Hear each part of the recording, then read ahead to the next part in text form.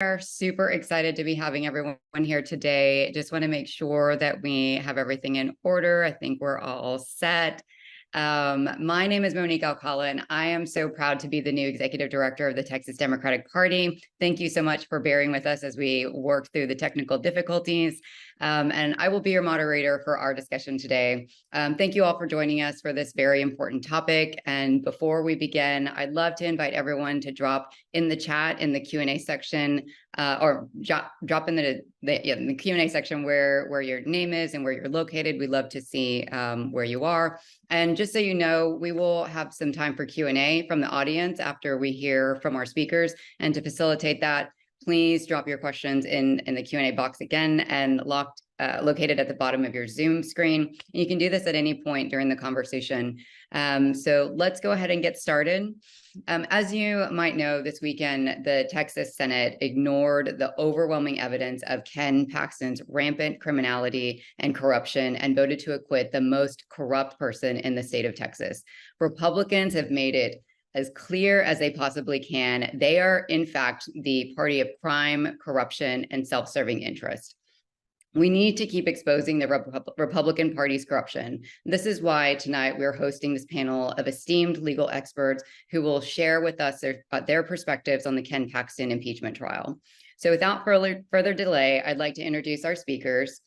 We have Mimi Marziani, who has extensive experience in constitutional law, civil rights advocacy, nonprofit management, and Texas politics, and is a nationally recognized expert in voting rights and law of democracy matters. Until January 2023, Ms. Marziani served as the president of the Texas Civil Rights Project, a position she assumed in 2016 at the age of 33. Prior to TCRP, Ms. Marziani led voting rights efforts for political organizations, including running the first coordinated statewide voter protection program for progressive candidates in Texas in 2014. Ms. Marziani has also worked as counsel for the democracy program of the Brennan Center for Justice in New York City, where she litigated voting rights cases across the country as an associate of Sullivan and Cromwell LLP.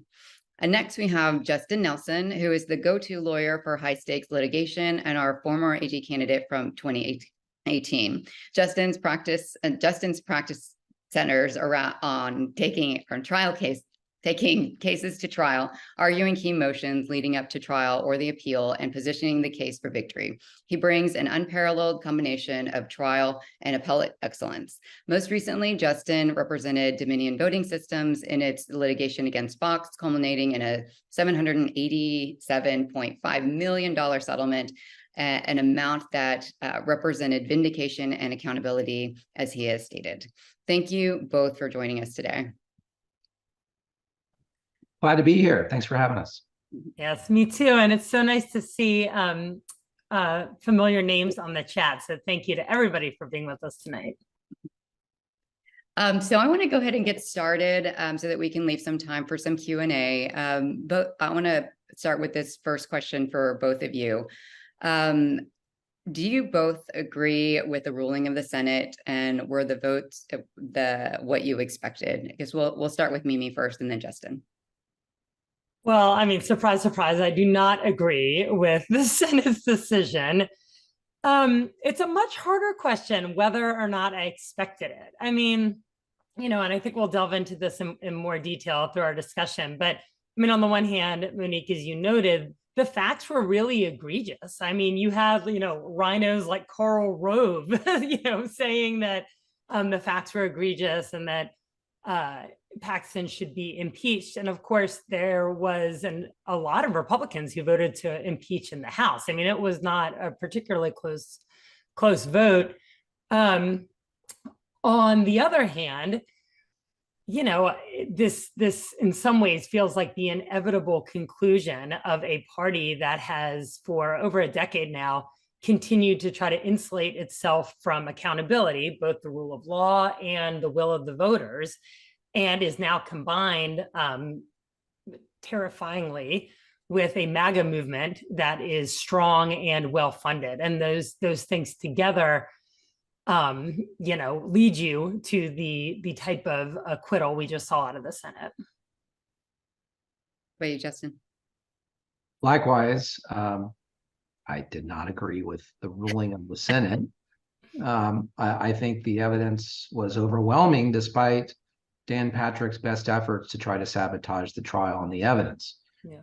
And I agree with what Mimi said about how what we should be looking for.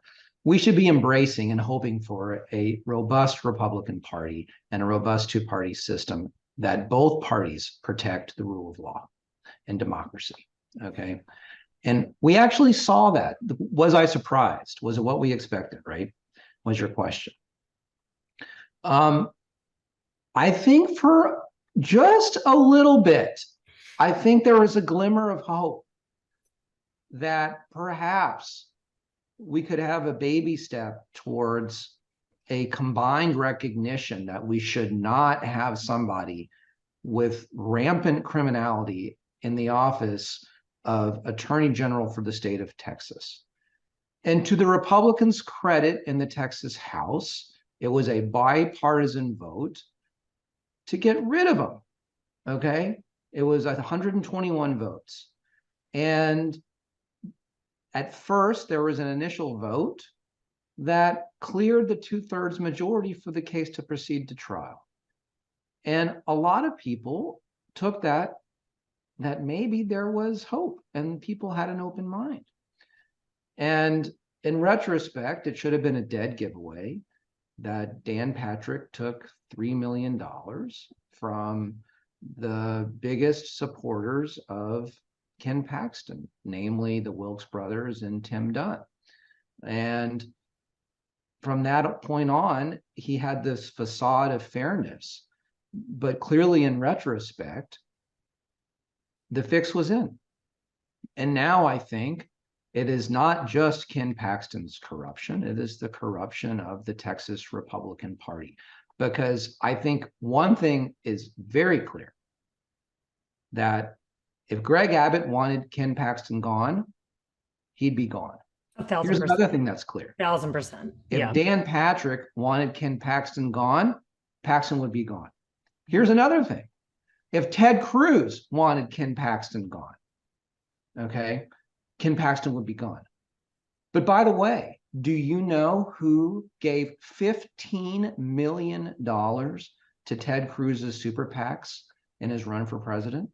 The Wilkes brothers and the Wilkes family gave $15 million to Ted Cruz's super PACs. Is he going to go against that? Of course not. So, and as Mimi said, I think you can draw a direct line from what happened in the Senate to the statements by people like Ted Cruz that gave sustenance to January 6th and have continued to deny this effect on the attack on democracy that it has had. Yeah. I want to just underscore everything Justin just said. I mean, I don't even think you need to try very hard to draw that line. Everything that's been happening this week since the acquittal is painting that picture for us. I mean, Paxton's going on Tucker Carlson. Trump is claiming that it was his victory. Cruz is saying, congratulations. There's an Axios article out today floating Paxton as a key member of the Trump 2025 administration. I mean, this is, it is sad and it is scary, but it is also the reality of today's Republican Party. And I think that you're right, Justin. We saw a glimmer of of how the world could be different, and sadly, it's not. My only advice to Donald Trump, if he chooses to hire Ken Paxton as his administration, is keep Ken Paxton away from that expensive pen collection.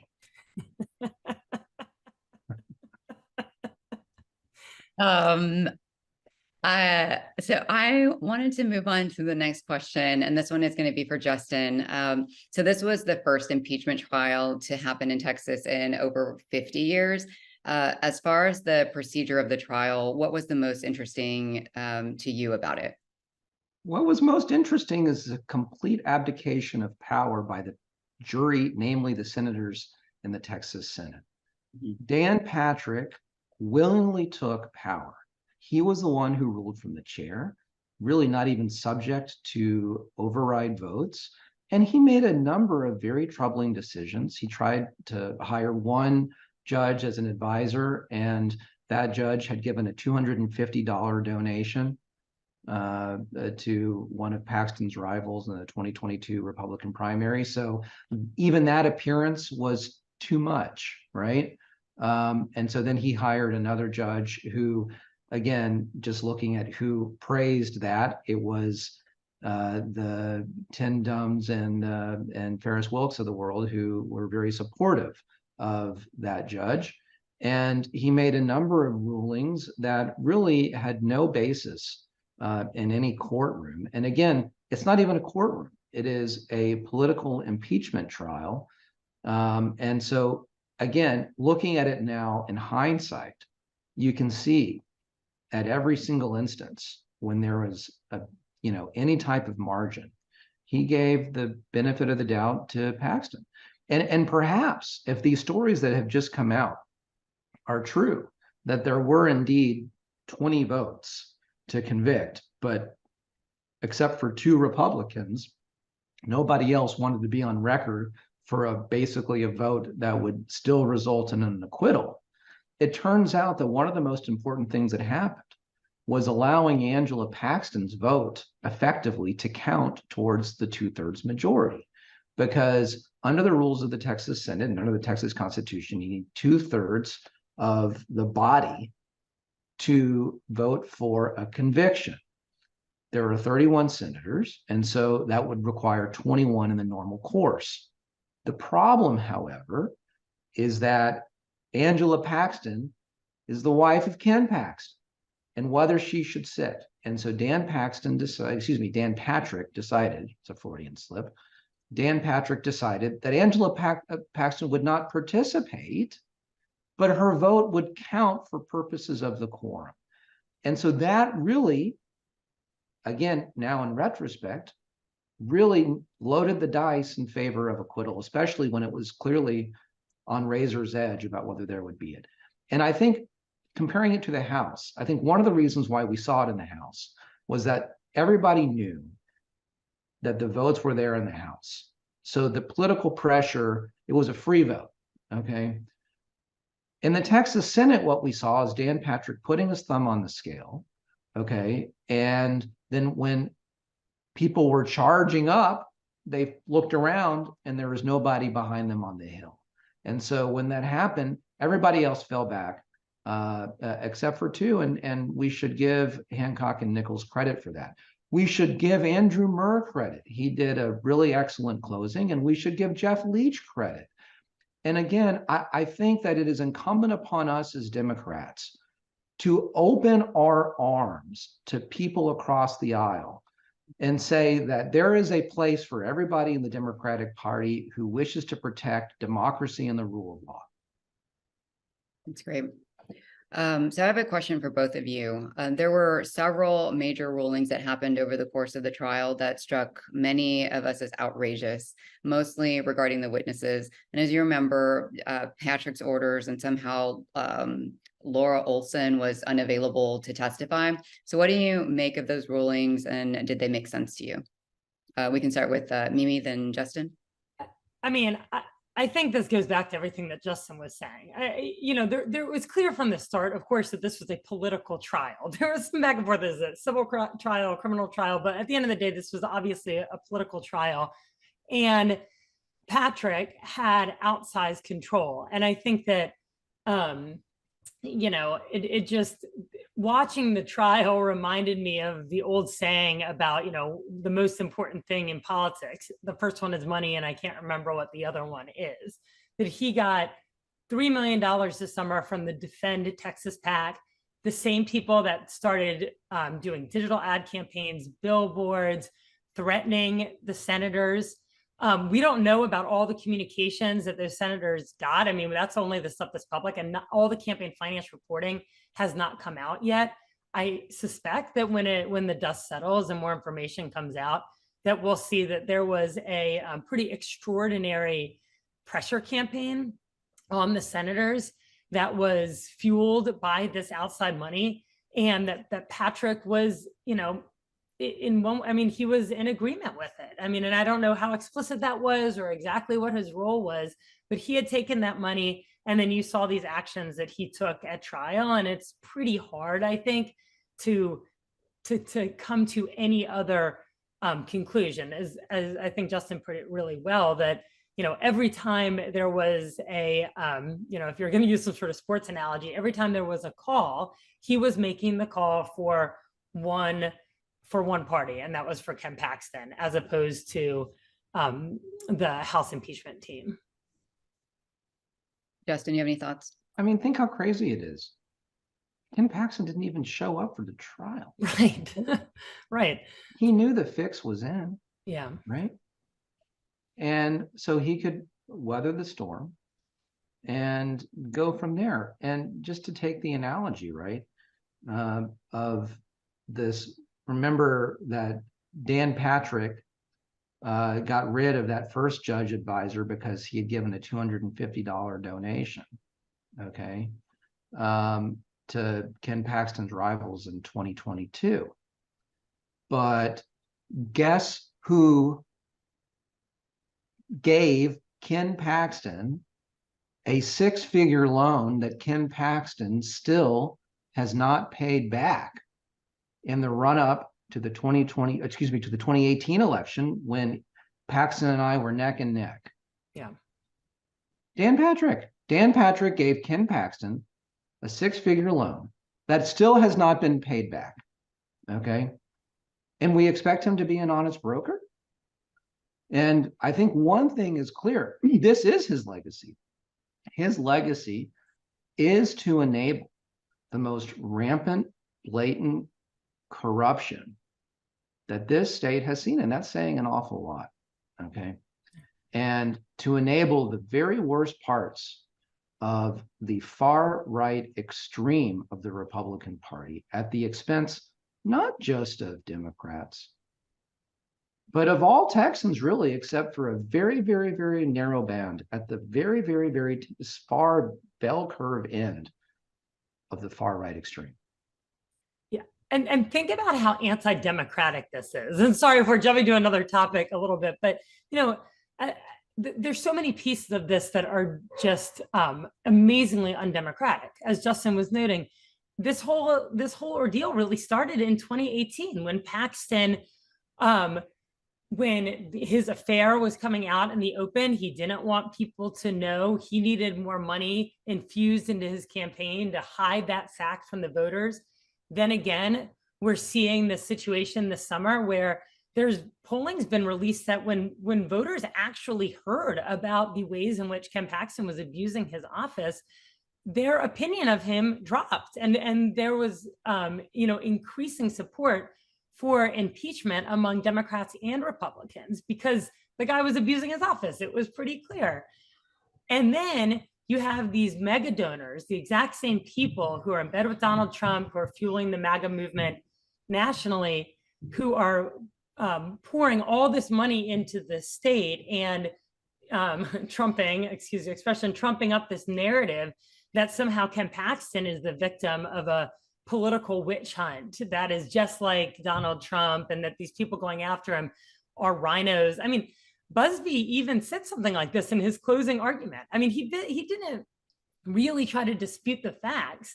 He said something to the effect of, the most important thing for everyone to know is that these people have it out for Ken Paxton, which is crazy. I mean, they were crying on the stand because they are, dyed-in-the-wool red conservatives who have worked with Ken Paxton for years and reached a breaking point where I agree with Justin, bravely actually were putting the state in front of their party. So anyway, it's a really, it is shockingly, in addition to the disregard for the rule of law, it's really shockingly undemocratic when you think about it from that viewpoint.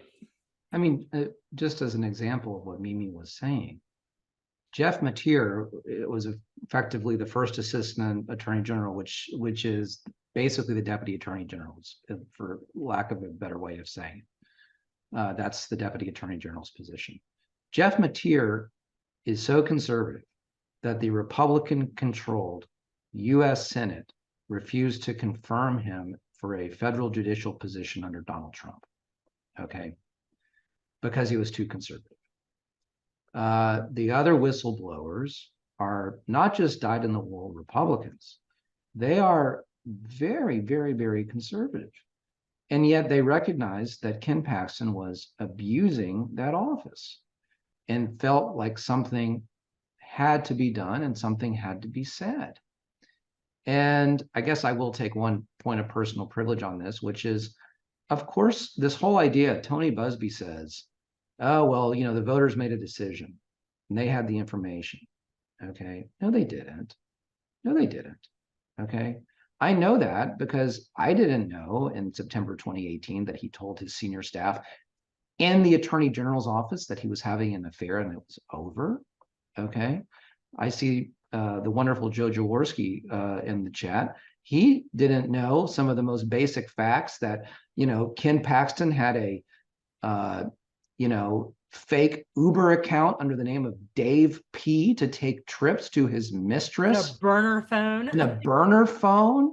Okay.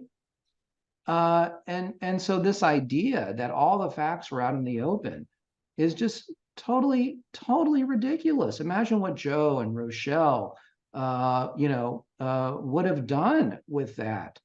And one of Ken Paxton's huge strengths all along has been that he has tried to stay under the radar. Okay. He didn't want attention, right? Because any attention would be bad attention. He had his narrow base at the far right end of the Republican Party, and that's all he needed to win these contested Republican primaries. And then when it got into the open, he would try to coast on the Republican name. And that's why I got within 3.5 points with him. And when people actually saw the contrast, it was very close. I won the people who knew who both of us were, okay? And so his strategy was to stay under the radar. And that's why it made a real difference that Greg Abbott gave and loaned Ken Paxton money in 2018. It made a real difference that Dan Patrick loaned $100,000 plus to Ken Paxton in 2018. And so that is this tension that Ken Paxton has really tried to capitalize on. And Mimi, I'm curious for your thoughts on this. I do think what was interesting to me as the votes came in, one or two of the Republican senators said, basically, well, it's still up to the court system, okay? And one of the huge open questions now is, well, what is going to happen next? And that really is an unknown. And just to level set of where we are, we have a trial coming up as early as next month in Harris County on his securities fraud case that has been pending since 2015. 2015, okay? It was supposed to have gone to trial in the spring of 2018, but then that got delayed. And now here we are 5 years after that, and it still hasn't gone to trial. And so that could have some effect. And then it has been publicly reported that there has been a federal grand jury that has been impaneled to investigate this. None of us obviously know where that's going to go. Presumably, the Justice Department is going to have to make a decision, and I'm confident they will do it on the facts. But look, I mean, it's one of these things where will Ken Paxton ever see justice? And for people who care about the rule of law, again, this is not a partisan issue. For people who care about the consistent and fair application of the law and the criminal justice system, and that there really is equal justice for all, there should be accountability. And that's why, in many ways, it was more disappointing to have this small moment of hope, okay, when I think it surprised a lot of people when there was an impeachment, certainly by an overwhelming amount. It was somewhat of a surprise that it got this far in the Senate. And then to see really behind the scenes all along the fix was in, just, I think, made it just all the more like the old Peanuts and Lucy and the football being pulled out a little bit. Yeah. I have two. Can I just make one point about the FBI? And I don't mean to be too, I don't know, doomsday on this Wednesday, but we already saw in 2020, I mean, Paxton was the chair of the Lawyers for Trump committee. He was there on January 6th with Angela Paxton. urging on everybody that then went to storm the Capitol in the insurrection. And he also had just brought, in December of 2020, had brought an absolutely just egregious, baseless lawsuit trying to overturn the Democratic election results from states like Michigan. And so we've already seen somebody who has gone to great lengths to subvert democracy in support of, in particular, Donald Trump. And now we have a situation where it very well might be the case that it sure seems like it's going to be that Donald Trump is going to be the leading Republican presidential nominee, and Paxton will have even more on the line. He'll have a federal investigation that he presumably will want Trump to become president so that can be quashed. And so it truly, when we're thinking about what's next, that's quite scary to me. This idea that now Paxton is going to emerge as a bit more of a conservative celebrity. He's had campaign donations flying in, and again, we haven't even seen the latest numbers. And then on top of that, he now has a real motivation to do whatever he can to get Donald Trump back in the presidency. Yeah, I actually wanted to dig into that a little bit more, and maybe we can stick with you, Mimi. We'd really love to hear a little bit more about what you think are the immediate impacts of this decision for the people of Texas. Well, so that is one, and I think that there's both that national impact, and then we've seen some pretty scary stuff out of the AG's office already, especially for vulnerable communities like the type that I've represented over my career. And I think that unfortunately, now that we have a Ken Paxton who no longer has real legal talent in the office, the entire office of the Attorney General is in shambles. There's reports that they've basically stopped representing administrative agencies or prosecuting sex trafficking cases, the things that, regardless of party, we can all agree the AG's office should be doing. I mean, all of this stuff has fallen by the wayside. And that, combined with his new, this kind of newfound power, I'm going to go ahead and say, and then this political motivation with the MAGA movement, I wouldn't be surprised if we saw him doing some of the stuff that we've started to see in Florida, going after community groups who are engaged in voter registration or other acts of civic engagement. He had already threatened to send out, I forget what he called them, sham election observers in 2020 and 2022. I think especially now with the new laws giving the state more power vis-a-vis the county election administrators, we could see even more of that. And so I don't know exactly where that will take us, but it is, I think at the end of the day that the losers are going to be the people of Texas and like an actual functioning government that our taxpayer dollars fund. Yeah. Mimi, that's so right. And again, just to put it in context, right? That's not just Mimi's argument. That was the argument from the whistleblowers, right? That they said this is having this huge effect on the office, right? And look, if he had been convicted and removed, there would have been another very conservative attorney general in the state of Texas that Greg Abbott would have appointed. Okay, there would not have been this massive shift in policy, if any. And frankly, that's okay under an impeachment. This wasn't to change policies. This was to get out somebody who just is totally just thumbs his nose at basic standards of what that office should be. But what we would get, okay, would be a functioning office that does basic things, right? And that is what is missing. Look, in many ways, in the short term, this is a boon to Democrats. This is a boon to Monique. okay? Because it reveals just the rampant, blatant corruption is not just limited to Ken Paxton. It shows that there is absolutely no bounds at the highest levels of the Texas Republican Party to try to stop it, okay? But you know what? It's worse for the people of Texas. And that's why it's just so disappointing. Yeah. Yeah, I have one more question for both of you before we move on to Q&A, and I just want to invite everybody to drop your questions for our speakers in the Q&A box that you'll see at the bottom of your screen. So we can start with Mimi and then Justin. When it came down to the presentation of the narrative, do you think both sides were able to execute, and how do you think the narrative will play into the national conversation?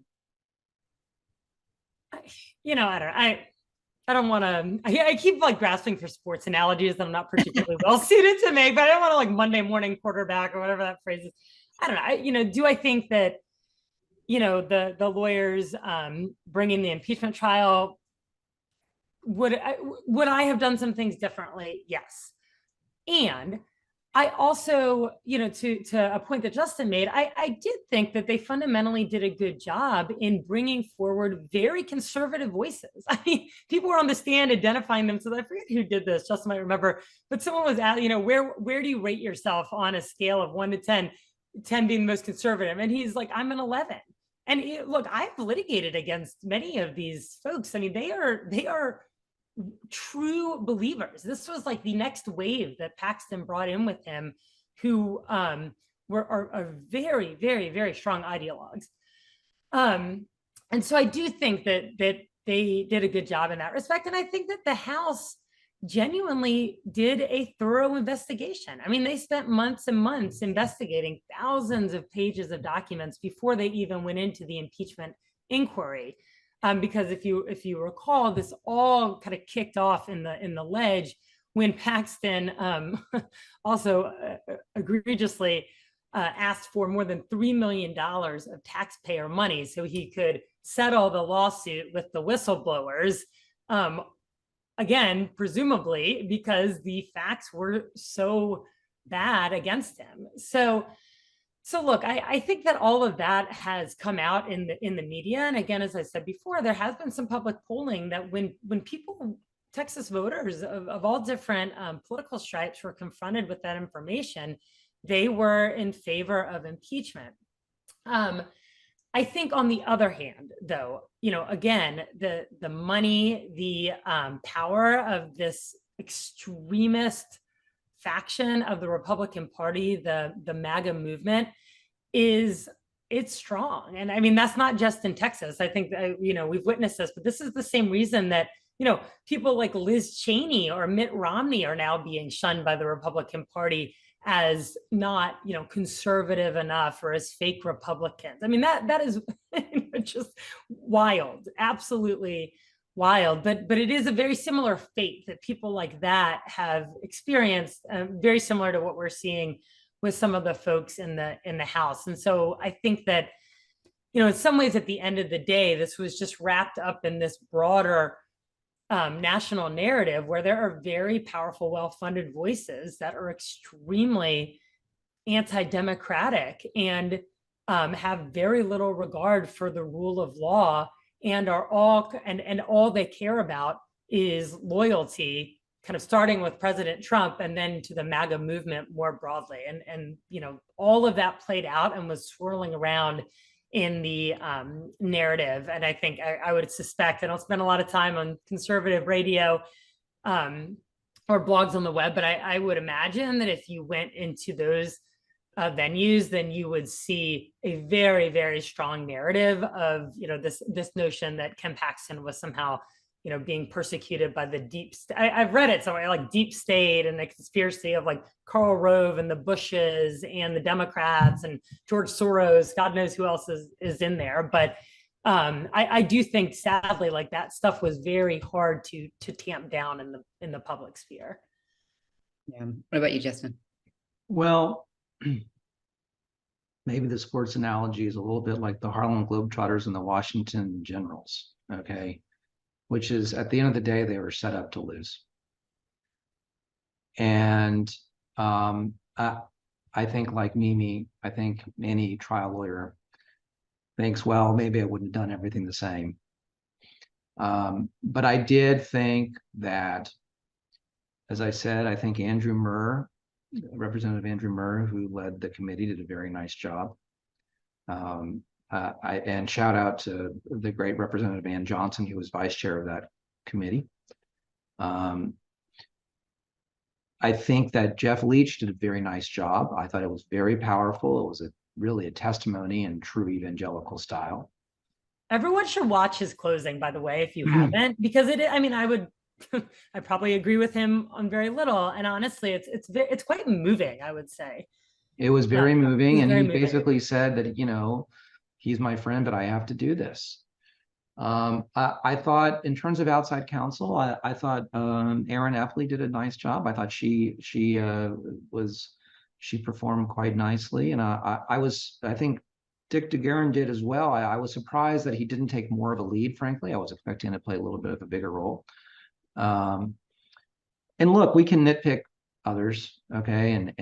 But again, I do feel like they were operating with not just one hand tied behind their back. I mean, take one thing we talked about before, which was, you know, Laura Lee Olson coming to the stand. Every single ruling went against them. Okay, it is not a criminal trial. Okay, they should have been able to call Nate Paul. They should have been able to call Ken Paxton. They should have been able to call Laura Olson and let them take the fifth in front of those jurors. Okay. And Ken Paxton got the benefit of ruling after favorable ruling from Dan Patrick, which is what we talked about before. Yeah, thank you. I've gone through a couple of these questions, and I think a lot of them are asking very similar things. And so I think Patrick Bingham asked the question. This question is for either of you. Has the Republican Party reached the point of no return, both in Texas and at the national level, that this party has no moral compass? Yeah. Mimi, you want to go first? You want me to take it? I don't know if I can answer. I will say I went through a rather, I'm not sure this was healthy for me, but I went through kind of a binge of reading. There have been several books published in the last year in particular about the Republican Party. And I went through a little bit of a binge of reading all of them. And, you know, I think that, look, my father is a Republican, and I will say that maybe because of that, or just because of the type of person I am, I refuse to believe that, for instance, everybody who voted for Donald Trump is like cannot be redeemed and is somehow, you know, is just like corrupted for life. And I do actually believe that the Republican Party, like these very extremist voices, that it's not the entirety of the party, but they're controlling the party. And I think alongside of it, there's a lot of Republicans who have enabled it to happen by not speaking out. And in some ways, this is a perfect example. I mean, there's a new Texas Tribune article that came out right before we sat down that strongly indicates something Justin was saying, that the you know, the senators, that seemed like many of them were on the fence, and nobody wanted to be, you know, everybody was so worried about the extremists, about the money, about the MAGA movement, that they were very cautious about doing something that they thought was sticking their neck out without knowing that they were going to win. And so, you know, you can imagine how, if there had been a bit more political courage among that caucus, how this could have turned out differently. And I do think that they should be faulted for that, you know, even if at the same time, I continue to really hope that that the real, you know, anti-democratic, anti-rule of law, very extremist portion is a minority, although a minority that does seem to be controlling the party. Look, so I don't know. I guess that's kind of a lawyer non-answer for you, but I hope that the Republican Party can be restored.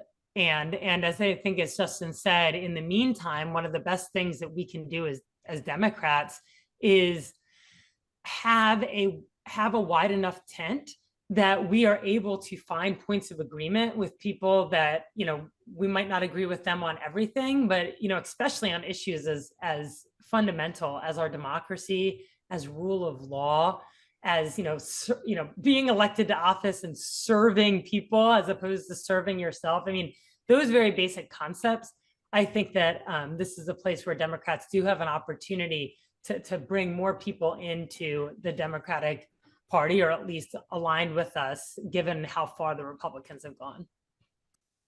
Yeah, I think that last point is really important. I think that the way, it's what I used to teach in my University of Texas Law School class, the way that, and I know Mimi did as well, right? Very similar concepts when I think we both taught similar type of courses.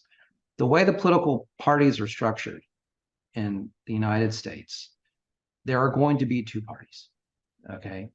Because it's winner take all elections. And in the foreseeable future, that's not changing, okay? So we need a robust Republican Party who we can and should disagree on a whole host of issues. Anybody can agree or disagree on even the most profound issues. But there has to be a shared commitment to democracy, to the truth, and to the rule of law. Okay. And the problem right now is at the very highest level of the National Republican Party, namely Donald Trump, that he is not respecting those values. And in fact, he's encouraging just the opposite. And he is the leader of that party. And by all accounts, is the heavy, heavy favorite, unless something drastic happens, to be the 2024 nominee at the national level.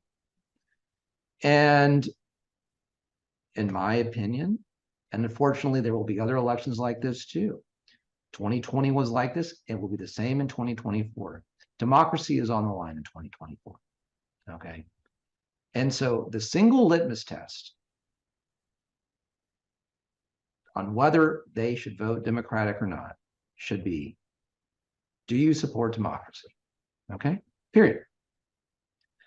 Here in Texas, I mean, let's face it, okay? The median Texas voter is at a minimum right in the middle, okay? And we can organize, and Monique will tell you all the great things, and they are doing great things to organize, and that's all true, and that's all necessary. Okay, but we have to appeal to a broad swath of Texans. Okay, and let me just give you one example to come back to Texas politics now. Okay, what we just saw, the battle between the Texas House and the Texas Senate, very well might be warm up. Okay, to the special sessions that are about to happen on vouchers that will destroy the public school system throughout Texas, including in rural communities. And we should have a voice there, okay?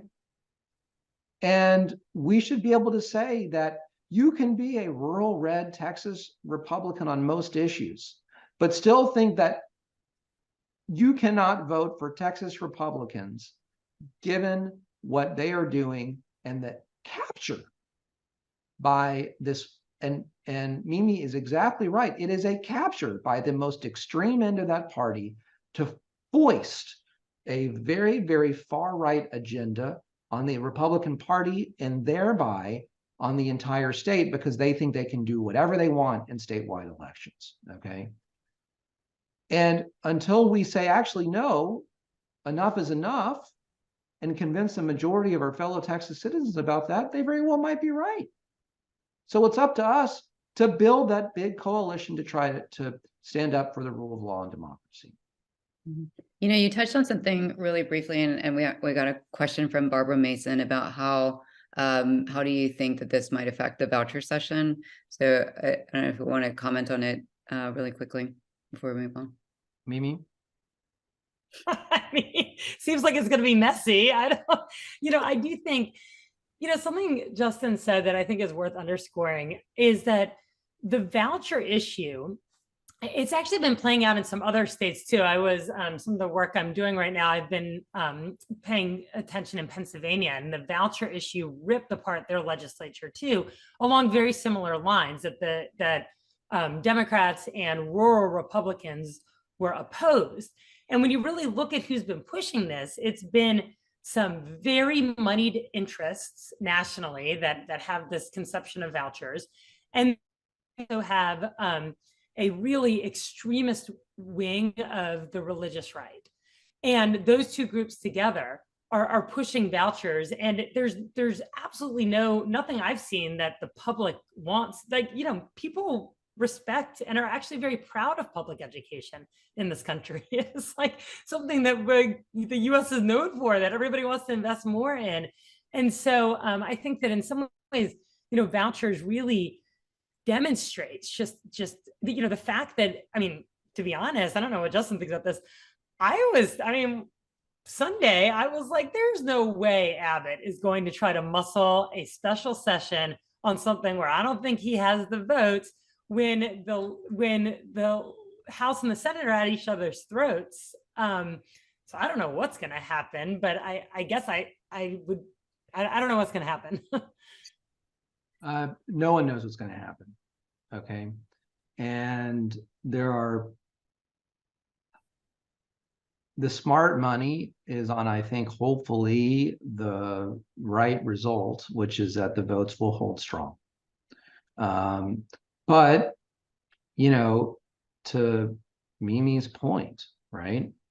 There is a lot of money on the and it's not just vouchers. Okay, it is. Let's just be clear. Using vouchers as their language. It is basically it's taking public money and really just draining the public school system. And I think that voucher actually does it a disservice for what it is. Okay, it is a transfer from the public fisc to all types of private schools, even homeschooling, that just really have no basis really in what should be the right result, and would totally gut rural communities where the high school is the central focus of many of these towns. And so on one hand, I think, again, left to a private ballot secret vote, we know the answer, but we knew the answer about if the senators had a private ballot secret vote. Okay, and that's what worries me. And so you've got on one side, right, people trying to stand up to do the right thing on the Republican Party. And on the other side, you've got a whole bunch of money. Okay, you've got Greg Abbott, you've got Dan Patrick, and you've got the Wilkes brothers and Tim Dunn. And by the way, guess who Tim Dunn is funding? Back to what Mimi was saying before. Tim Dunn is funding Brad Parscale, who is, the chief digital person for Donald Trump. So you, in many ways, have the Donald Trump apparatus as well. So I guess I am hopeful that the predictions are true, but I am fearful that they are not. Yeah.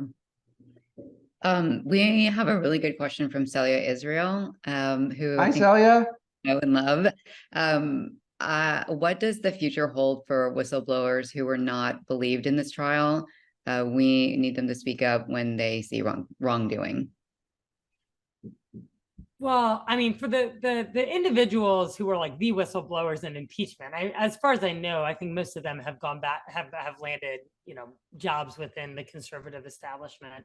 I think more broadly, this goes back to something I was saying about the AG's office, that, this was kind of the most public scandal, but there have been, I was told off the record, but I have heard from folks in the AG's office who were there, who were really not in the politicized units, but who have left in the last couple of years because of attacks on members of the GLBTQ community, on just general concerns that resources were being mismanaged on these frivolous lawsuits. There have been other things, and those people have been, at the end of the day, it was clear that there was no mechanism within the AG's office to successfully raise these concerns. And again, I think that what we just saw is that, the powerful people who are holding onto the reins of the top positions in the state are not giving up that power easily. And so I don't think that bodes very well for whistleblowers or anybody else with, a different opinion or other point of view. Yeah, I mean, I think there's a real concern now. I think one of the lessons learned that I think certainly the chattering class in the Capitol is taking from this is don't blow the whistle, which is exactly the opposite of what it should be done. Look again, put yourself in these positions of these whistleblowers. They knew the right thing, they did the right thing, okay, and they are getting absolutely no support from the people who should be their most, the strongest allies. And by the way, for those who don't know, Celia is running for the very important position of Travis County tax assessor. And talking about where the rubber hits the road on some issues about democracy. And Celia, we're all proud of you for doing that. We love her. I know I wish we could talk forever about this topic. I know everybody's really interested in, and we will continue on this conversation to make sure that we are holding Republicans accountable. I'd love to hear from both of you just some closing remarks about what you think that we need to do next. And we can start with Justin and then Mimi. Well, I think the discussion we had at the very end, I think really puts it in perspective, which is that we really have a choice here, okay? And that we only so much is in our control, but we can only control what we can control. And when we do that, I think the lesson that I get is that we have to make sure that we are appealing to everybody in Texas, and we don't overlook a single vote from the liberal, from the moderates, from the conservatives, urban, suburban, rural. And our message should be a very strong, inclusive message that we are here for everybody, that we will stand up for democracy, that we will promote the rule of law, and that we will protect what needs to be protecting in the state. Okay, there are a lot of people, not just in the rural areas, but especially in the rural areas, who frankly don't have the highest opinion of the Democratic Party. Okay, and we have and should have an opportunity to try to change that. And between the Paxton impeachment, and it is, again, as I said at the beginning, it is on Ted Cruz, it is on Dan Patrick, it is on Greg Abbott, and certainly the positioning of what they're doing on vouchers. I think there is an opportunity for Texas Democrats, and again, this two-party state, to say there is another option. And that's what we should be pointing to. And to the question of, should you give up hope? No.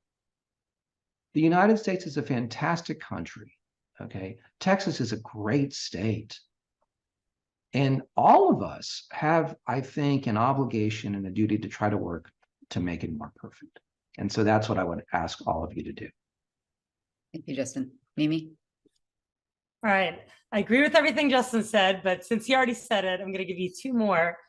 One is something we haven't touched on tonight, but one of the reasons that the Texas Senate ultimately took a vote that I truly believe is out of whack with public opinion is because their districts are so egregiously gerrymandered. And it is something else, like I completely agree with Justin that we as Texas Democrats need to make sure that we are, that we have the big tent and that we are the pro-democracy party, and that we have a really, I think we have an opportunity to draw some important contrasts in this cycle. And also, we can do that and still be clear-eyed about the fact that, the cards have been stacked against us, that this state is gerrymandered. There have been all sorts of measures passed to try to make voting more difficult, especially for members of the rising American electorate, for people of color, for new citizens, for women, for younger folks in general. And that is going to be, possibly we can change that politically, and I'll get to that in a minute, within Texas. But I think the other thing that is really important for all of us is at the next political opportunity nationally, which hopefully will be January 2025, if we all work together, we need to pass national democracy reform, and we need to make sure that we are outlawing extreme gerrymandering and setting standards that are really fair for everybody to be able to cast a ballot that counts. And I truly believe that will make a tremendous difference in Texas, because it will really allow the people to hold our representatives accountable so that they won't be able to just blatantly disregard public opinion. So that's number one. Number two is, so I do agree with what Justin said about rural Texans. And also, I think that I really think that Texas Democrats don't believe in our own strength. And I actually think that in some ways, like, the Republican Party thinks that we are stronger than we believe ourselves to be. And I would not be surprised at all if at least part of the calculus going into this acquittal vote was that they were scared to have somebody run for attorney general in a presidential election year. And, you know, and I think that it is something that we need to have some faith in ourselves as Texas Democrats. We need to continue to invest in the party infrastructure. We need to continue to build pipelines of candidates. We need to, of course, as Justin was saying, keep working on our narrative and our messaging. But it is just true that a lot of folks, including within our own party, have lost faith and have sent a lot of money and resources and talent outside of Texas. And I would challenge all of us to, quite frankly, recognize what I really believe is the growing power of the Democratic Party in Texas, and make sure that we are doing everything in our power to continue to cultivate that power and that growth going into this next cycle.